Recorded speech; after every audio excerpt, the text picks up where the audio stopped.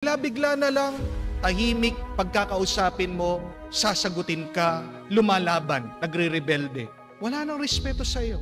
Hindi natin mapipili ang mga bagyo at problemang darating sa ating buhay. No matter how much we plan, no matter how much we predict, pag dumating yan, wala kang magagawa. Nandyan na yan. That is the bad news. But what is the good news? Ano bang mabuting balita? Oo, totoo, hindi mo mapipili ang mga bagyo sa iyong buhay, pero kaya mong piliin paano mo haharapin ang mga bagyong ito. You may not be able to choose your storms and typhoons in life, but remember this. This is the good news. You can choose how to face your storms.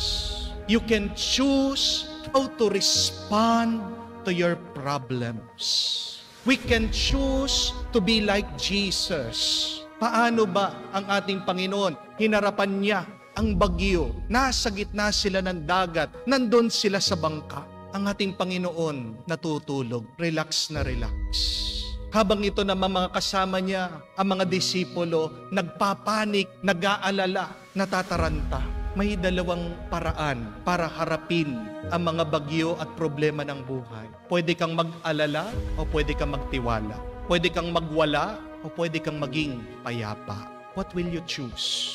How will you respond to the problems that you have now in your life?